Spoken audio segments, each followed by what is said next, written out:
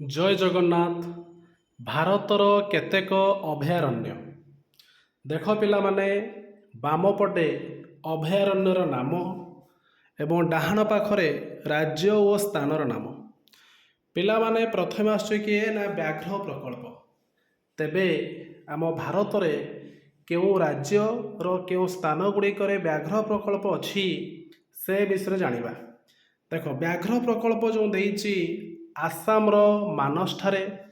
କେଉଁଠି? ଆସାମର ମାନସଠାରେ ଅଛି।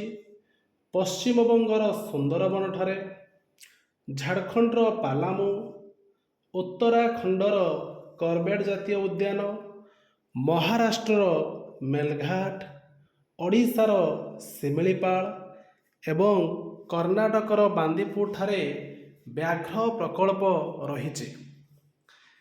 ତାପରେ ଦୁଇରେ ଆସୁଛି ଏକ ଶିଙ୍ଗ ଥିବା ଗଣ୍ଡା ଅଭୟାରଣ୍ୟ। ସେଟା କେଉଁଠି ଅଛି? ଆସାମର ଜୋରହାଟ ଅନ୍ତର୍ଗତ କାଜିରଙ୍ଗା ଜାତୀୟ ଉଦ୍ୟାନ। ଭାରତର କେଉଁଠି ସିଂହ ଅଭୟାରଣ୍ୟ ଅଛି? ଗୁଜରାଟର ସୌରାଷ୍ଟ୍ର ଅନ୍ତର୍ଗତ ଗିର୍ ଜାତୀୟ ଉଦ୍ୟାନଠାରେ ସିଂହ ଅଭୟାରଣ୍ୟ ଅଛି। ବିଭିନ୍ନ ପ୍ରକାର ପକ୍ଷୀ ଅଭୟାରଣ୍ୟ କେଉଁଠି ଅଛି ପିଲାମାନେ? ବିଭିନ୍ନ ପ୍ରକାର ପକ୍ଷୀ ଅଭୟାରଣ୍ୟ ହେଉଛି ରାଜସ୍ଥାନର ଭରତପୁର।